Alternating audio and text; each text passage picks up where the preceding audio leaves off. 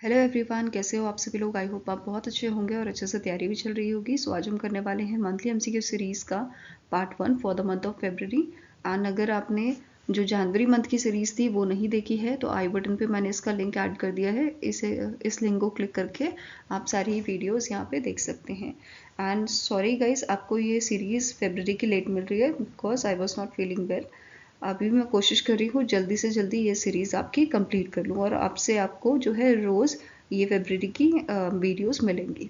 सो जल्दी से स्टार्ट करेंगे। एंड वन मोर थिंग, इस लेक्चर का जो पीडीएफ है वो आपको हमारे टेलीग्राम चैनल पे मिल जाएगा जिसका लिंक डिस्क्रिप्शन बॉक्स में दिया गया है। तो जल्दी से स्टार्ट करते हैं सेशन। फर्स्ट आपका क्वेश्चन है, name the Indian athlete who recently sets a national record in 60-meter hurdle held at the elite indoor meeting in Nantes, France. तो इनमें से कौन से इंडियन एथलीट हैं जिन्होंने नेशनल रिकॉर्ड बनाया है 60 मीटर हर्डल्स का, और इस 60 मीटर हर्डल में इन्होंने गोल्ड मेडल जीता है। तो आंसर आपका हो जाएगा option number A, that is Jyothi Yarraji जो हैं इन्होंने नेशनल रिकॉर्ड बनाया है और एक ही दिन में इन्होंने 2 नेशनल रिकॉर्ड यहाँ पे बनाए हैं। और इसमें जैसा कि मैंने आपको बताया गोल्ड मेडल इन्होंने यहाँ पे जीता है विमेन 60 मीटर हर्डल्स में, और एक ही दिन में इन्होंने जो है अपने नेशनल रिकॉर्ड जो है ब्रेक किए हैं। पहला इन्होंने बनाया था 8.07 सेकंड का, और सेकंड जो इनका रिकॉर्ड था नेशनल रिकॉर्ड फाइनल्स में जो इन्होंने बनाया है वो है 8.04 सेकेंड्स का। ठीक है, इसके अलावा नोट करना है जो प्रीवियस रिकॉर्ड था इनका वो था 8.12 सेकेंड का, जो 2024 की एशियन इंडोर चैंपियनशिप आपकी हुई थी तेहरान ईरान में, वहाँ पे इन्होंने जो है ये रिकॉर्ड बनाया था। इसके अलावा ये भी नोट करना है इन मंथ ऑफ जनवरी इनको अर्जुना अवार्ड से सम्मानित किया गया था। ठीक है, नाउ मेंस कैटेगरी की अगर बात करें तो मेंस 60 मीटर हर्डल्स में तेजस शीर्ष से जो है इन्होंने जो है ब्रॉन्ज मेडल यहाँ पे सिक्योर किया है विद 7.68 सेकेंड। ठीक है, इनका टाइम क्या था, 7.68 सेकेंड का टाइम था। एंड इन्होंने जो है नेशनल रिकॉर्ड जो है वो आपका बनाया था लग्जमबर्ग में, जिसका टोटल आपका रिकॉर्ड क्या था, इट इज़ 7.65 सेकेंड। ठीक है, इन्होंने जो ये आपका इवेंट था वो 7.65 सेकेंड में कवर किया था और ये इन्होंने नेशनल रिकॉर्ड उस टाइम पे बनाया था। ठीक है, यहाँ पे आप इनकी इमेज देख सकते हैं, ज्योति यराजी की एंड तेजस शिरसी की। क्लियर है। नेक्स्ट आपका क्वेश्चन है, the WHO world neglected tropical disease day is annually observe across the globe on. So WHO का जो world neglected tropical disease day है इसको हम ऑब्जर्व करते हैं 30 जनवरी को, और 2025 का जो थीम था आपका it was your unite act eliminate. ठीक है, क्या थीम था, यूनाइट एक्ट एलिमिनेट।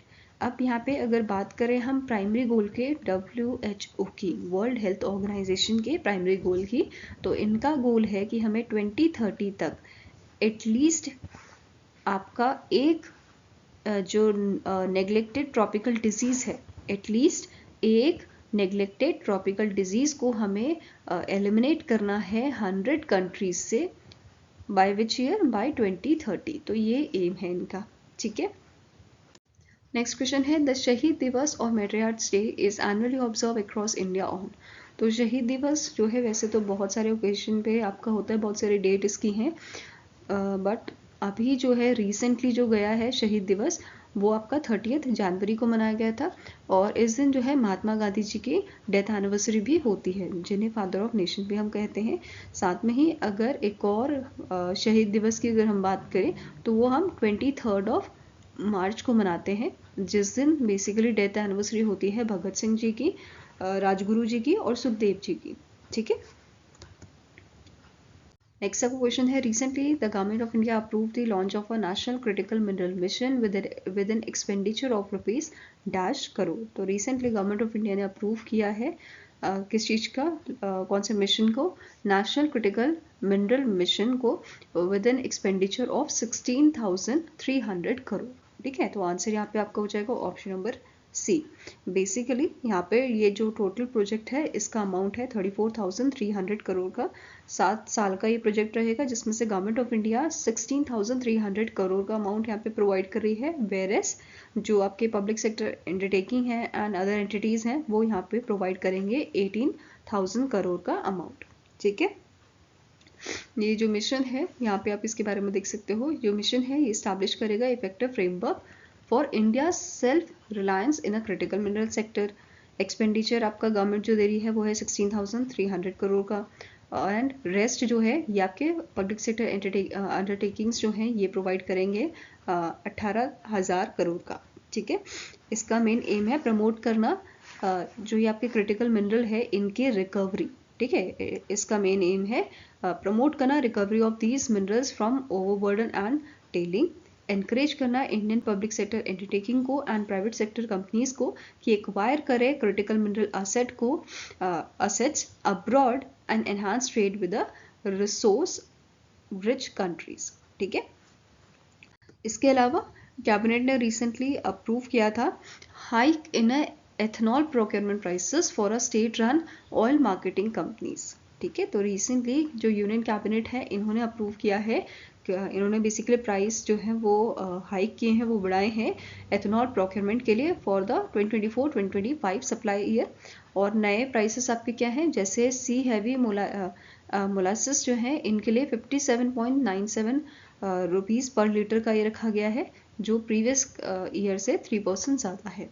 ठीक है, नेक्स्ट है बी हैवी मोलासिस जो है इसके लिए 60.73 पर लीटर का अमाउंट यहाँ पे जो प्राइस है वो रखा गया है। ये भी आपका प्रीवियस ईयर के अगर कंपेयर करें तो सेम है प्रीवियस ईयर से। एंड इवन जो शुगर केन जूस है, शुगर आपका है, शुगर सिरप है, इसका प्राइस भी आपका सेम रखा गया है जो प्रीवियस ईयर था, 65.61 पर लीटर का ये आपका रखा गया है। ठीक है, इसके अलावा एक चीज़ जो नोट करनी है, इंडिया का टारगेट है कि हमें ब्लेंड करना है 20% ethanol with petrol by 2025। Ethanol की बात हो रही है तो आपका टारगेट जो है ये भी पूछा सकता है। तो अर्लियर जो आपका ईयर रखा गया था, टारगेट ईयर वो 2030 था, बट अब इसे कम करके 2025 कर दिया गया है। ठीक है, और इवन जो आपका ऑयल मार्केटिंग कंपनीज है इनका प्लान क्या है, इन्हें अचीव करना है 18% ethanol blending by 2024-2025। Okay, next आपको क्वेश्चन है, name the organisation that has release the annual status of education report 2024। तो इनमें से कौन सी ऑर्गेनाइजेशन है जिसके द्वारा एक रिपोर्ट रिलीज की गई है, जिसका नाम है annual status of education report 2024, जो बेसिकली हाईलाइट करती है गवर्नमेंट और प्राइवेट स्कूल में जो एनरोलमेंट आपके हुए हैं 2024 में, एंड कंपैरिजन यहाँ पे किया जा रहा है आपका 2022 से, या आप कह सकते हो प्री कोविड लेवल से। ठीक है, तो ये रिपोर्ट हमें बताती है कि गवर्नमेंट और प्राइवेट स्कूल में क्या एनरोलमेंट स्टेटस अभी रहा है 2024 में in comparison with the pre Covid levels. ठीक है, अब ये रिपोर्ट किसने रिलीज की है, तो it is release by the प्रथम फाउंडेशन और प्रथम एजुकेशन फाउंडेशन, दोनों आपको ऑप्शन में मिल सकता है। ठीक है, प्रथम एजुकेशन फाउंडेशन।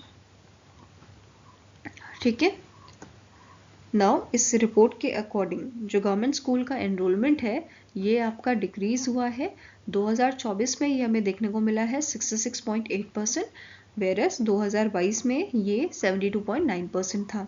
ठीक है, अब जो रिपोर्ट है इस रिपोर्ट में एक नई सेक्शन जो है वो ऐड की गई है डिजिटल लिटरेसी की, और इसके अकॉर्डिंग जो 14 से 16 साल के बच्चे हैं, चाहे लड़कियां हों चाहे लड़के हों, इनमें से मतलब जो टोटल स्ट्रेंथ यहाँ पे होगी इसमें से 90% गर्ल्स एंड बॉयज़ ऐसे हैं जो बेसिकली जिनके पास मतलब आप ऐसे कह सकते हो जिनके पास घर में आपका स्मार्टफोन है, जिनके पास एक्सेस है स्मार्टफोन का।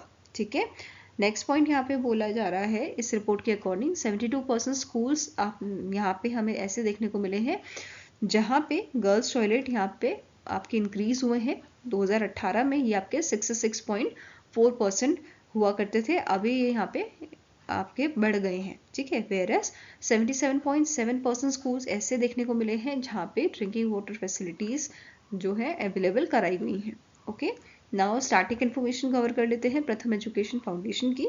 इसके करंट सीईओ हैं रुक्मणी बैनर्जी, हेडक्वार्टर्स का लोकेटेड है मुंबई महाराष्ट्र में, और आपका मुंबई महाराष्ट्र और न्यू दिल्ली दिल्ली दोनों जगह इसका हेडक्वार्टर आपका लोकेटेड है, और इसे स्टैब्लिश किया गया था 1995 में। क्लियर है, नेक्स्ट आधा पॉइंट्स देख लेते हैं जो इस रिपोर्ट में मेंशन किए गए थे। जैसे जो सर्वे है कंडक्ट किसने किया था, ये हमें पता चल गया। प्रथम एजुकेशन फाउंडेशन जो है उन्होंने कंडक्ट किया था in collaboration with your local organisation and institution. जो उस डिस्ट्रिक्ट के लोकल ऑर्गेनाइजेशन या फिर जो इंस्टीट्यूशंस वहाँ पे रहे होंगे उनकी मदद से ये सर्वे आपका किया गया था, जिसके बेसिस पे रिपोर्ट आपकी बनाई गई है। ठीक है, इस सर्वे के अकॉर्डिंग, ठीक है, इस सर्वे के अकॉर्डिंग 3 बेसिकली मेन आपके एज ग्रुप जो है वो कैटेगराइज यहाँ पे किए गए हैं, या ये सर्वे जो है 3 मेन एज ग्रुप्स में कैटेगराइज किया जाता है। पहला आपका प्री प्राइमरी हो गया, जिसमें 3 इयर्स से 5 इयर्स के बच्चे का एज ग्रुप ये है। दूसरा है एलिमेंट्री, जहाँ पे 6 से 14 साल के बच्चे हैं। और लास्ट आपका है 15 से 16 साल के बच्चे, जिसमें आते हैं ओल्डर चिल्ड्रन की कैटेगरी में। ठीक है, तो प्री प्राइमरी में बात करें तो एनरोलमेंट जो है 3 साल के बच्चों की, ठीक है, 3 इयर्स ओल्ड की, ये हमें 2024 में देखने को मिली है 77.4% की, जो 2022 में 75.87% थी। तो यहाँ पे हमें इंक्रीज देखने को मिला है। इसके अलावा अगर प्री प्राइमरी इंस्टीट्यूशन की बात करें तो ये हमें यहाँ पे एनरोलमेंट में बढ़ोतरी देखने को मिली है 37.5% की 2024 में। ठीक है, पहले ही आपकी 2022 में 30.8% की थी। ठीक है, अगर हम 6 से 14 साल के बच्चों की बात करें, यहाँ पे एनरोलमेंट जो है हमें अगर 2022 के कंपैरिजन में देखें तो थोड़ा कम है, 98.1% है यहाँ पे। पहले ही आपका 98.4% हुआ करता था। इसके अलावा अब हम बात करते हैं 15 से 16 साल के बच्चों की। इस एज ग्रुप में जो ड्रॉप आउट है वो हमें ज़्यादा देखने को मिला है। ड्रॉप आउट रेट 7.9% ये हमें देखने को मिला है 2024 में, जो 2022 में 7.5% था। ठीक है, तो ये यहाँ पे हमें ज़्यादा देखने को मिला है, मतलब बच्चों ने स्कूल छोड़ दिया है, वो स्कूल नहीं जा रहे हैं। ठीक है, वो अपनी पढ़ाई कंटिन्यू नहीं कर रहे हैं। वहीं पे अगर हम गर्ल्स की बात करें तो ये ड्रॉप आउट हमें 8.1% का देखने को मिला है 2024 में, जो 2022 में आपका 7.9% हुआ करता था। और सबसे ज़्यादा कहाँ पे ड्रॉप आउट देखने को मिला है, मध्य प्रदेश में, उत्तर प्रदेश, राजस्थान में। ओके, नेक्स्ट आपका क्वेश्चन है, which union minister has launch handloom weavers electronics e Pehchan portal and online module for a handloom awards during the handloom conclave Manthan. ठीक है, जो ये कॉन्क्लेव है it is align with the PM Modi's vision 5F vision, जो आपका है farm to fibre, fibre to factory, factory to fashion and fashion to foreign. ठीक है, इसके साथ ये अलाइनमेंट है इसका। एंड ये जो कॉन्क्लेव आपका है कहाँ पे हुआ था, न्यू दिल्ली में डॉक्टर अंबेडकर इंटरनेशनल सेंटर में आपका हुआ था। एंड दिस पोर्टल, जो पहचान पोर्टल आपका है, ये किसने लॉन्च किया था, it was launch by your Giriraj Singh. ठीक है, अब यहाँ पे मिनिस्ट्री ऑफ टेक्सटाइल ने क्या बोला है, ये इंट्रोड्यूस कर रहे हैं अवार्ड किसके लिए, कॉर्पोरेट के लिए, प्रोड्यूसर कंपनीज के लिए एंड स्टार्टअप्स के लिए, जो क्रिएट कर रहे हैं सस्टेनेबल जॉब अपॉर्चुनिटीज वीवर्स के लिए, ensuring they work for at least 300 days a year। ठीक है, ये अवार्ड जो है बेसिकली, ये इनिशिएटिव जो है ये एक सोशल सिक्योरिटी प्रोवाइड कर रहा है वीवर्स को, एंड उनको फेयर वेजेस मिले, जो आपके हैंडलूम वर्कर्स हैं उनको फेयर वेजेस मिले, ये इसका मेन एम है। ठीक है, क्या एम है कि सोशल सिक्योरिटी इनको प्रोवाइड की जाए और सही दाम इनको दिया जाए इनके काम के लिए। ठीक है, इसके साथ साथ इन्होंने एम्फोसाइज किया था which is the need to promote the sustainable eco friendly handloom product, specially with the online market projected to reach, जो आपका पहुंचेगा 2030 तक $325 billion। ओके, नाउ नेक्स्ट आपको क्वेश्चन है, the project appraisal committee under the ministry of tribal affairs has approved community forest resource plan for 100 villages in which state। तो इनमें से कौन सा स्टेट है जिसके 100 विलेजेस के लिए प्रोजेक्ट अप्रेजल कमेटी ने अप्रूव किया है community forest resource plan. Basically इस प्लान के तहत जो है कुछ फंड आपका दिया जाता है स्टेट के, मतलब जो स्टेट के विलेजेस हैं उनके मैनेजमेंट के लिए, उनकी प्रोटेक्शन के लिए। ठीक है, तो रिसेंटली उड़ीसा के 100 विलेजेस को जो है इस प्लान के तहत, कम्युनिटी फॉरेस्ट रिसोर्स प्लान के तहत 100 विलेजेस को 16 करोड़ रुपए जो है ये दिए जाएंगे, स्टेट गवर्नमेंट को ये दिए जाएंगे, और किसके तहत? CFR मैनेजमेंट प्लान के तहत। ठीक है, वैसे तो उड़ीसा ने जो है बोला था 400 विलेजेस के लिए, बट यहाँ पे 100 विलेजेस का जो है वो फाइनलाइज किया गया है। ठीक है, अब जो ये फंड है आपका 16 करोड़ का, ठीक है, 16 करोड़ का टोटल फंड है, जिसमें से पर विलेज 15 लाख पर एनम का जो है यहाँ पे अमाउंट या फंड जो है वो दिया जाएगा विलेज के फॉरेस्ट प्रोटेक्शन के लिए। ठीक है, साथ में ही जो टेक्निकल एजेंसीज हैं उनको 1-1 लाख रुपए का फंड जो है वो यहाँ पे दिया जाएगा। क्लियर है? Now next आपका क्वेश्चन है, which among the following organization or a ministry has approved the establishment of a National Urban Cooperative Finance and Development Corporation as a umbrella organization to boost urban cooperative bodies in the India? तो इनमें से कौन सी organisation है या ministry है जिसने approve किया है एस्टैब्लिशमेंट किसका?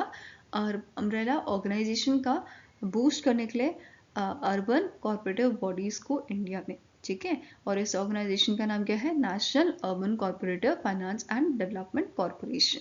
ठीक है, तो इस ऑर्गेनाइजेशन को अप्रूवल किसने दिया है? आरबीआई ने अप्रूवल दिया है। आंसर आपका हो जाएगा it is RBI, reserve bank of India.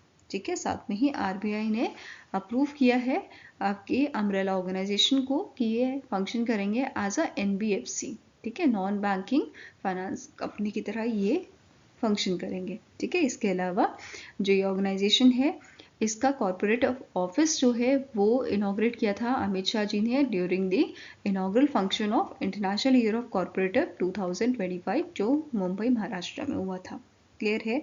Now इसी के साथ आरबीआई ने मैंडेटरी किया है इस अम्ब्रेला ऑर्गेनाइजेशन को कि ये 2 टाइप के सर्विसेज प्रोवाइड करेंगे। एक तो फंड बेस्ड सपोर्ट प्रोवाइड करेंगे आपके अर्बन कॉर्पोरेटिव बॉडीज को, एंड दूसरा नॉन फंड बेस्ड सपोर्ट भी ये प्रोवाइड करेंगे। ठीक है, नाउ स्टैटिक इन्फॉर्मेशन कवर करते हैं national urban corporative finance and development corporation की। तो इसके चेयरमैन है आपके ज्योतिंद्रा एम मेहता, सीईओ इसके हैं प्रभात चतुर्वेदी, एंड हेडक्वार्टर लोकेटेड आपका मुंबई महाराष्ट्र में। ठीक है, नाउ बात करते हैं national urban corporative finance and development corporation की। बेसिकली ये जो न्यूज़ है ये आपके पीआईबी की न्यूज़ है 7 अगस्त 2024 की। यहाँ पे इसकी ज़रूरत क्यों पड़ी इसके बारे में पूरी डिटेल आपकी दी गई है। जैसे अर्बन कॉर्पोरेटिव बैंक्स जो है इनको बहुत सारे इश्यूज आ रहे थे, जैसे ऑपरेशनल इश्यूज, फाइनेंशियल चैलेंजेस ये फेस कर रहे थे, इंफ्रास्ट्रक्चर प्रॉब्लम्स, गवर्नेंस प्रॉब्लम। तो इस टाइप की जो इश्यूज हैं ये फेस कर रहे थे जो इफेक्ट कर रहा था इनके परफॉर्मेंस को। ठीक है, इस मतलब स्टेबिलिटी और परफॉर्मेंस को ये अफेक्ट कर रहा था, और इसी की वजह से जो अर्बन कॉर्पोरेटिव बैंक है इनका डिक्लाइन होना शुरू हुआ। डिक्लाइन इन द सेंस, जैसे पहले जो है अगर हम बात करें 2004 की तो इसमें आपके 1926 अर्बन कॉर्पोरेटिव बैंक्स थे, वेरेस 2024 तक की अगर हम बात करें तो ये धीरे धीरे कम होते गए और ये 2024 तक 1500 ही रह गए। दैट मीन्स कि धीरे धीरे आपका जो अर्बन कॉर्पोरेटिव बैंक है ये कम होने लगे। ठीक है, क्योंकि इतने सारे इश्यूज ये फेस कर रहे थे और जिसकी वजह से परफॉर्मेंस ख़राब हो रही थी, और फिर परफॉर्मेंस ख़राब होगी तो ऑब्वियसली बात है कि इनका डिक्लाइन आना शुरू हो जाएगा। ठीक है, अब यहाँ पे क्या हुआ है 2004 से अगर हम यहाँ पे नोट करें पीआईबी की इस पॉइंट को, तो यहाँ पे इन्होंने क्या बोला है 2004 के बाद कोई भी लाइसेंस इशू नहीं किया गया है अर्बन कॉर्पोरेटिव बैंक्स का। ठीक है, अब यही चीज़ को एग्जामिन करने के लिए, जो इशू हम बात कर रहे थे इसी चीज़ को एग्जामिन करने के लिए एक्सपर्ट कमेटी जो है उसको बनाने की बात की गई, और ये आपकी एक कमेटी बनाई गई जिसके चेयर आपके थे एनएस विश्वनाथन। ठीक है, इनके मतलब एक कमेटी यहाँ पे बनाई गई अर्बन कॉर्पोरेटिव बैंक्स के जो भी इशू आ रहे थे, जो भी इशू ये फेस कर रहे थे उस चीज़ को चेक करने की, उसको एग्जामिन करने की। ठीक है, तो ये जो कमेटी बनाई गई थी जिसके आपके हेड थे एनएस विश्वनाथन जी, इन्होंने फिर इनकी मतलब जो कमेटी थी इन्होंने इस कमेटी ने 2021 में जुलाई 2021 में रिपोर्ट सबमिट की थी, और यहाँ पे इन्होंने सजेशन दिया था। यहाँ पे इन्होंने क्या बोला कि एक स्ट्रॉन्ग हमें एक एंटिटी चाहिए आपके अर्बन कॉर्पोरेटिव बैंक्स के लिए। ठीक है, ये चीज़ समझ आई। इन्होंने क्या बोला कि भाई हमें एक बॉडी चाहिए किस चीज़ के लिए? अर्बन कॉर्पोरेटिव बैंक्स के लिए। ठीक है, उसके बाद यहाँ पे क्या हुआ, after examining the various option, RBI ने क्या बोला कि आरबीआई ने यहाँ पे इन प्रिंसिपल अप्रूवल दिया किस चीज़ को, national urban cooperative finance and development corporation को, कि ये हम सेटअप करेंगे as a umbrella organisation, as a NBFC. ठीक है, अब यहाँ पे अम्ब्रेला ऑर्गेनाइजेशन आपकी बनी national urban cooperative finance and development corporation. ठीक है, मोटिव क्या था इसका कि जो हमारा अर्बन कोऑपरेटिव बैंकिंग सेक्टर है उसको ग्रो किया जाए, उसको बूस्ट किया जाए। ठीक है, हमने अभी पढ़ा था ना कि अर्बन कोऑपरेटिव बैंक का डिक्लाइन होना स्टार्ट हो गया था, तो उसको कम करने के लिए, उसको इम्प्रूव करने के लिए, जो अर्बन कोऑपरेटिव बैंकिंग है उसको और अच्छा करने के लिए, उसकी ग्रोथ को एक्सेलरेट करने के लिए ये आपका स्टैब्लिश किया गया था। ठीक है, अब यहाँ पे एक और चीज़ नोट करने वाली है, as per the RBI approval, जो अम्ब्रेला ऑर्गेनाइजेशन है it shall act as a self regulatory organisation, जिसका फंक्शन या एक्टिविटी जो है it shall be prescribed by the RBI. ठीक है, इसमें क्या बोला है कि जो अम्ब्रेला ऑर्गेनाइजेशन है वो सेल्फ रेगुलेटरी ऑर्गेनाइजेशन एक्ट करे और इसके सारे रूल्स एंड रेगुलेशन प्रिस्क्राइब कौन करेगा, आरबीआई करेगा। ठीक है, देन यहाँ पे एक और चीज़ जो नोट करने वाली है कि यहाँ पे क्या बोला गया है, जो आपकी सेल्फ रेगुलेटरी ऑर्गेनाइजेशन होगी, ठीक है, इसका पेड अप कैपिटल कितना होना चाहिए, 300 करोड़ का ये होना चाहिए, and complying with the regulatory guidelines applicable for the SROs. ठीक है, नाउ साथ में ही जो आपका national urban cooperative finance and development corporation है, it has been prescribed to attain the paid up capital within a 1 year. ठीक है, ये आपका अटेन करना होगा किसमें, within a 1 year. Okay, from the date of registration, जो आपका 7 फरवरी 2025 से स्टार्ट हुआ है। ओके, नेक्स्ट क्वेश्चन है, the RMBS residential Mortgage Backed Securitization Development Company Limited has recently received certificate of registration from the RBI to transform India's mortgage backed securitization market. What is the paid up capital of a RDCL? तो recently RMBS या आप बोल सकते हो RDCL, ठीक है, RMBS development company या फिर RDCL जो है, इसे रिसेंटली सर्टिफिकेट ऑफ रजिस्ट्रेशन मिला है आरबीआई से ट्रांसफॉर्म करने के लिए इंडिया का मॉर्गेज बैक्ड सिक्योरिटाइजेशन मार्केट को। और क्वेश्चन यहाँ पे जो है आपका main question, it is the what is the paid up capital of RDCL। तो पेड अप कैपिटल इसकी कितनी है, 500 करोड़ की है, तो आंसर हो जाएगा ऑप्शन नंबर डी। ठीक है, साथ में ही ये भी नोट करना है, RDCL जो है इट इज एक्सपेक्टेड कि ये अपना ऑपरेशन कमेंस करे मार्च 2025 से। ठीक है, नेक्स्ट आपका क्वेश्चन है, name the ministry that has won the best W award in a ministries और डिपार्टमेंट कैटेगरी। तो इनमें से कौन सी मिनिस्ट्री है जिसे बेस्ट डब्ल्यू का अवार्ड दिया गया है। डब्ल्यू मीन्स आपकी झांकी होती है, जो 26 जनवरी को झांकियाँ आपके निकाली जाती हैं, है ना, तो दिखाई जाती हैं। तो उसी में सबसे अच्छी जो झांकी थी मिनिस्ट्रीज और डिपार्टमेंट कैटेगरी में, ये थी मिनिस्ट्री ऑफ ट्राइबल अफेयर्स की। ठीक है, तो आंसर आपका हो जाएगा ऑप्शन नंबर बी। यहाँ पे जो है आप इसकी इमेज देख सकते हो, और ये झांकी दर्शाई गई थी जनजाति वर्ष के ऊपर। ठीक है, यहाँ पे आप इनकी इमेज देख सकते हैं झांकी की। नाउ अदर कैटेगरी की यहाँ पे बात करते हैं। एक तो आप नोट कीजिए पहले कि 2 टाइप के यहाँ पे विनर्स आपके होते हैं। एक तो जो जजेस का पैनल है वो सेलेक्ट करता है, दूसरा होता है ऑनलाइन माध्यम से, ऑनलाइन पोर्टल के माध्यम से जो आम नागरिक हैं वो सेलेक्ट करते हैं। ठीक है, उसका रिजल्ट होता है। तो पहले बात करेंगे पैनल ऑफ जजेस का जो रिजल्ट था। तो best W from central ministry और डिपार्टमेंट, इस कैटेगरी में मिनिस्ट्री ऑफ ट्राइबल अफेयर्स को ये अवार्ड दिया गया है। देन 3 आपके डब्ल्यू स्टेट्स और यूनियन टेरिटरीज की अगर बात करें तो इसमें 3 आपके स्टेट्स या जो आपके यूनियन टेरिटरी है उनकी झांकियाँ सेलेक्ट की जाती हैं। जैसे पहले नंबर पे उत्तर प्रदेश था जिसमें महाकुंभ की झांकी आपकी दिखाई गई थी। देन सेकेंड नंबर पे त्रिपुरा था जिसकी झांकी थी आपकी eternal reverence worship of a 14 deities in Tripura.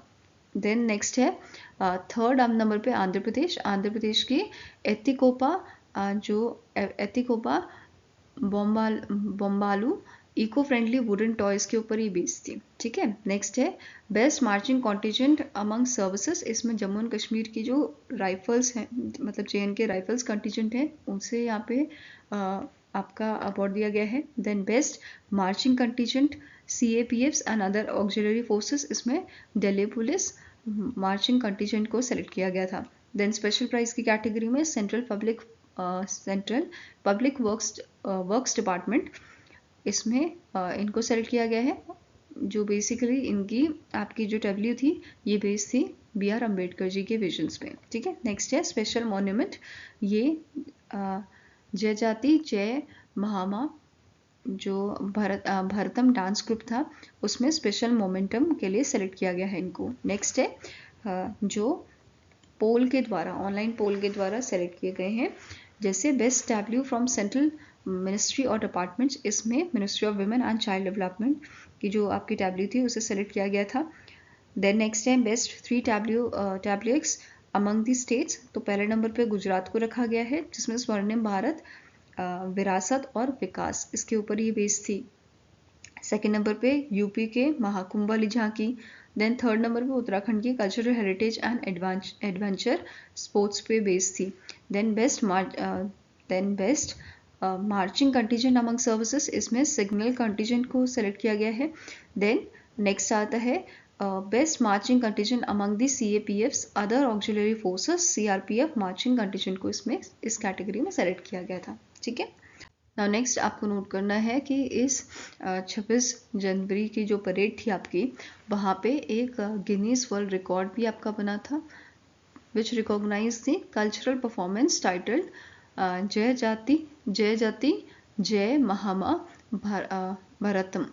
Basically यहाँ पे आपका एक ग्रुप है उसने परफॉर्म किया था, ठीक है, और यहाँ पे रिकॉर्ड बना है किस चीज़ के लिए, largest Indian folk variety dance के लिए, एंड इससे जो परफॉर्मेंस थी it was curated by your ministry of culture along with the Sangeet Natak academy, ठीक है। तो यहाँ पे आपका एक गिनीज वर्ल्ड रिकॉर्ड भी बना था, ठीक है। नाउ नेक्स्ट आपका क्वेश्चन है which institution in collaboration with ministry of electronics and information technology has launch agri hub as centre of excellence for agritech.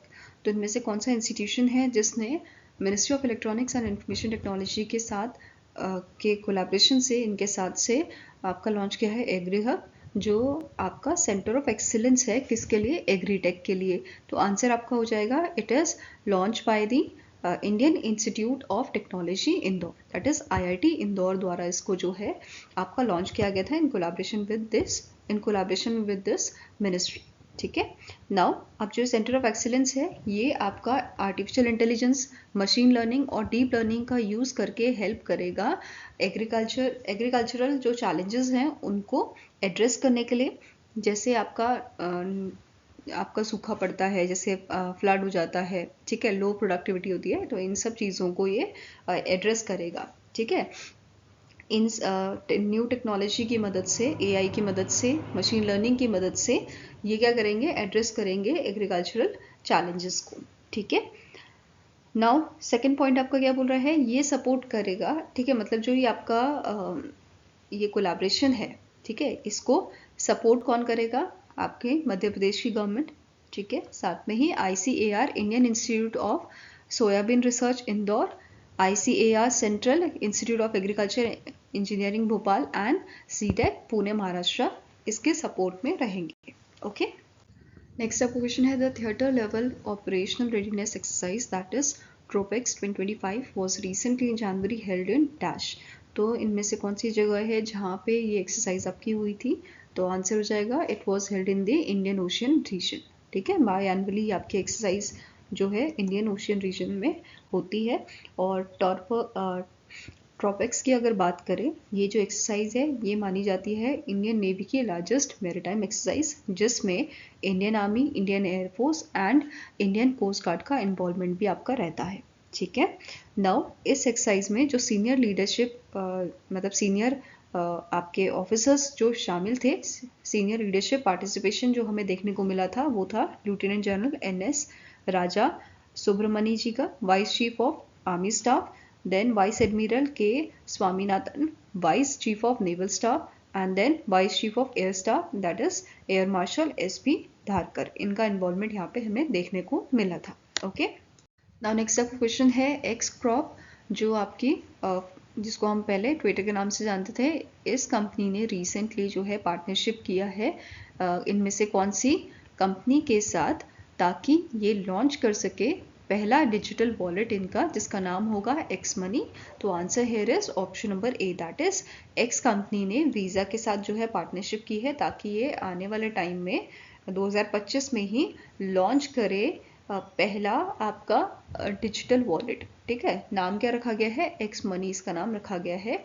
ठीक है, नेक्स्ट आपको क्वेश्चन है name the bank that has teamed up with the Finvasia, जो fintech company आपकी चंडीगढ़ की introduce करने के लिए AI ड्रिवन सुपर ऐप को, जिसका नाम है जंप। ठीक है, तो इनमें से कौन सा बैंक है, तो आंसर हो जाएगा यस बैंक। यस बैंक और फिनवेसिया जो फिनटेक कंपनी है, इनके द्वारा पार्टनरशिप की गई है इस ऐप के लिए, जंप ऐप के लिए। ठीक है, फिनविसा की स्टैटिक इन्फॉर्मेशन कवर करें तो हेडक्वार्टर आपका चंडीगढ़ में लोकेटेड है और इसके CEO कौन है, तेजिंदर पाल सिंह है। ओके, नेक्स्ट आपको क्वेश्चन है which space agency has recently in February launch the Michibiki 6 navigation satellite. तो इनमें से कौन सी स्पेस एजेंसी है जिसने इस नेविगेशन सैटेलाइट को लॉन्च किया था, तो answer is JAXA, that is Japan aerospace exploration agency जो है, उसके द्वारा इस नेविगेशन सैटेलाइट को लॉन्च किया गया था। इनके जो H3 रॉकेट है उसमें इसको लॉन्च किया गया था। ठीक है, अब ये सैटेलाइट है, इसका क्वासी जेनिथ सैटेलाइट नाम से भी इसको जाना जाता है, and it is the part of the Japan's quasi zenith satellite system, जो आपका एक सैटेलाइट पोजिशनिंग नेटवर्क है, जिसे डिज़ाइन किया गया है इम्प्रूव करने के लिए, किस चीज़ को इम्प्रूव करने के लिए, लोकेशन एक्यूरेसी किसकी, स्मार्टफोन्स की, नेविगेशन सिस्टम की एंड ड्रोन्स की। ओके, नाउ JAXA की बात करें तो इसके एडमिनिस्ट्रेटर हैं आपके हिरोशी यामाकुवा, हेडक्वार्टर्स का लोकेटेड आपका टोक्यो जापान में। नेक्स्ट क्वेश्चन है name the female astronaut that has set a new record for a longest space walk of 62 hours and 6 minutes during the 92nd USA space walk. तो इनमें से कौन सी आपके female astronaut है जिन्होंने नया आपका जो स्पेस वॉक का टाइम है या रिकॉर्ड है वो सेट किया है 62 hours and 6 minutes का। तो it is done by the Sunita Williams और ये इनका 9th स्पेस वॉक है। ठीक है, अभी हमने बात की है कि इन्होंने नया रिकॉर्ड बनाया है, इनसे पहले ये रिकॉर्ड आपका पेगी वाइटसन जो है उनके नाम पे था और इनका रिकॉर्ड था 60 hours and 21 minutes का। ठीक है,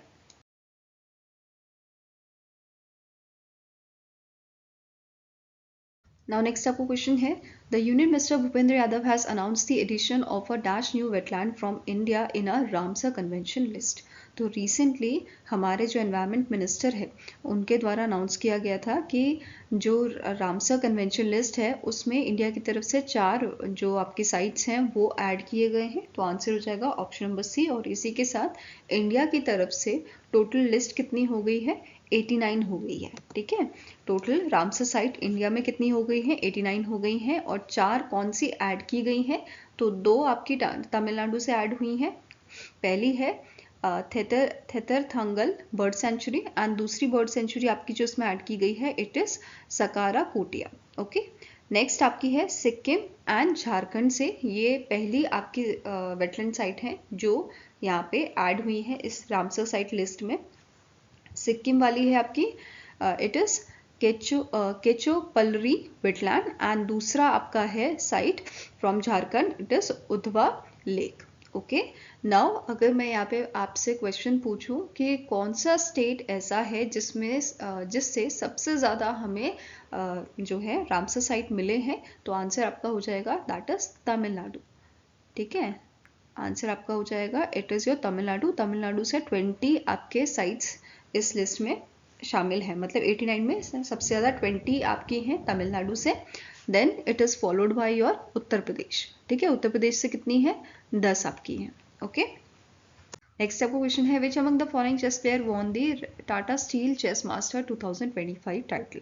तो इनमें से कौन से प्लेयर हैं जिन्होंने टाटा स्टील चेस मास्टर का 2025 का टाइटल जीता है। तो आंसर आपका हो जाएगा प्रज्ञानंदा रमेश बाबू, या जिन्हें आर प्रज्ञानंदा के नाम से भी जाना जाता है, और इन्होंने इस इवेंट में डिफीट किया है गुकेश डी को।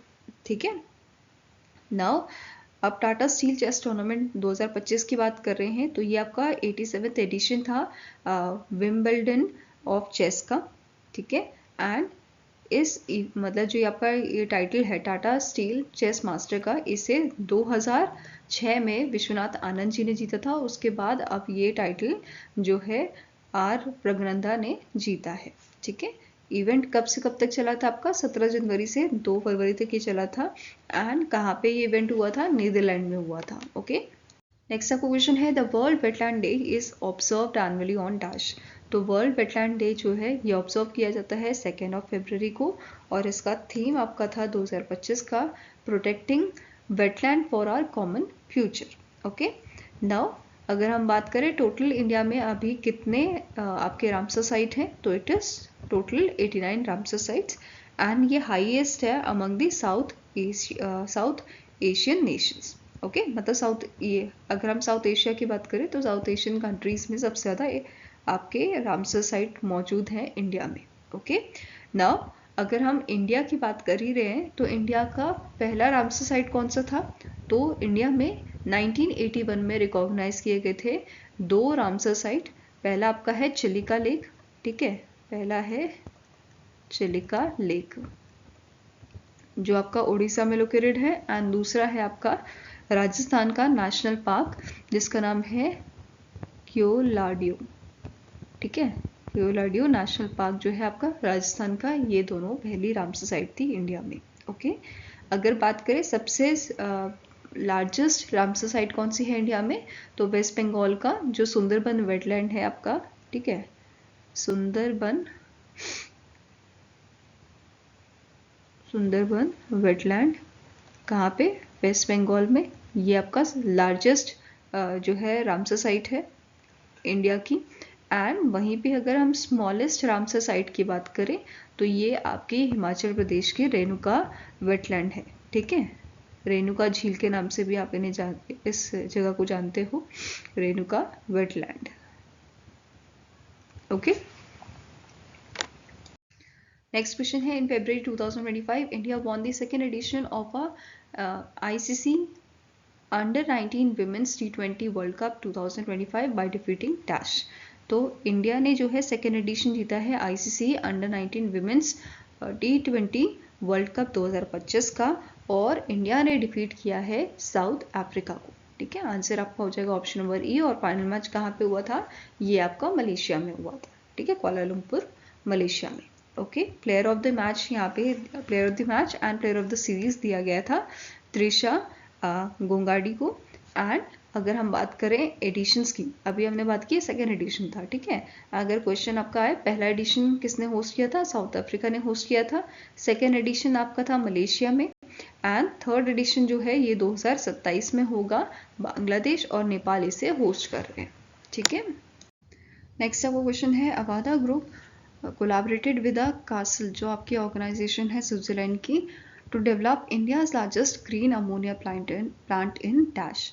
तो अवादा ग्रुप और जो कासल ऑर्गेनाइजेशन है, इन दोनों के कोलैबोरेशन से इंडिया का लार्जेस्ट ग्रीन अमोनिया प्लांट जो है ये सेटअप किया जाएगा आपका उड़ीसा में। ठीक है, उड़ीसा के कौन सी जगह में, उड़ीसा के गोपालपुर जगह जो है वहाँ पे इस प्लांट को डेवलप किया जाएगा, जिसका प्रोडक्शन कैपेसिटी आपका होगा 1500 टन्स पर डे का।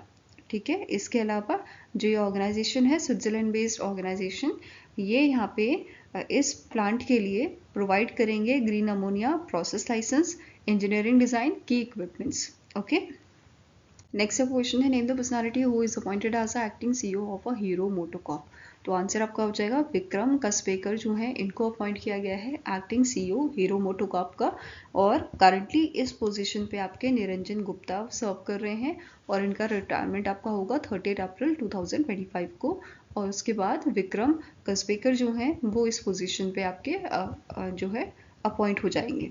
ठीक है, इसी के साथ अदर अपॉइंटमेंट्स की अगर हम यहाँ पे बात करें तो चीफ बिजनेस ऑफिसर यहाँ पे अपॉइंट किए गए थे आशुतोष वर्मा जी को अपॉइंट किया गया था, और करेंटली इस पोजीशन पे आपके हैं रंजीव जीत सिंह, और इनका टेन्योर आपका 30 अप्रैल 2025 तक यहाँ पे रहेगा। ठीक है, इसके अलावा आशुतोष वर्मा की बात करें तो currently he is serving as a national sales head of a Indian business unit, and tenure आपका कब से स्टार्ट होगा, 1 मई 2025 से ही स्टार्ट होगा। ठीक है, इसके अलावा चीफ ऑपरेशन ऑफिसर जो जिनका नाम है राम कुपुस्वामी, इनको एडिशनल चार्ज दिया गया है चीफ ऑपरेशंस ऑफिसर का, एंड ये इनका इफेक्ट में आएगा 1 अप्रैल 2025 से। और यहाँ पे जो है विक्रम कसबेकर जो है उनकी आप इमेज देख सकते हैं। Now next up question है the Reserve Bank of India conducted the dollar rupee buy or sell foreign exchange swap that is FX swap auction for dash। तो कितने अमाउंट का यहाँ पे जो है ये ऑक्शन हुआ था, तो आंसर आपका हो जाएगा option number B, that is 5.1 billion US dollar का ये ऑक्शन आपका रहा था। ठीक है, नेक्स्ट आपका क्वेश्चन है name the company that has recently pledged to invest the ₹100 crore for the development of India's first drone city in Andhra Pradesh. तो इनमें से कौन सी कंपनी है जिनके द्वारा रिसेंटली अनाउंस किया गया है कि ये इन्वेस्ट करेंगे आपका 100 करोड़ का इन्वेस्टमेंट किस चीज़ के लिए, for the development of your drone city. ठीक है, जो आपका लोकेटेड है कुर्नूल डिस्ट्रिक्ट ऑफ आंध्र प्रदेश में। तो आंसर क्या हो जाएगा, it is option number D, that is Garuda aerospace द्वारा ये अनाउंसमेंट किया गया था, एंड ये आपका उर्वकल विलेज कुर्नूल डिस्ट्रिक्ट में लोकेटेड है आंध्र प्रदेश के। ठीक है, ये यहाँ पे मतलब डेवलप होनी है। नाउ अब जो प्रोजेक्ट है इसका मेन एम क्या है कि ये प्रमोट करे, ठीक है, किस चीज़ को प्रमोट करे, ड्रोन इनोवेशन को, रिसर्च एंड डेवलपमेंट को। ठीक है, नाउ स्टार्टिंग इन्फॉर्मेशन कवर करते हैं। गरुड़ा एरोस्पेस के आपके सीईओ कौन है, इनका नाम है अग्निश्वर जयप्रकाश, हेडक्वार्टर लोकेटेड आपका चेन्नई तमिलनाडु में, एंड इसे 2015 में स्टैब्लिश किया गया था।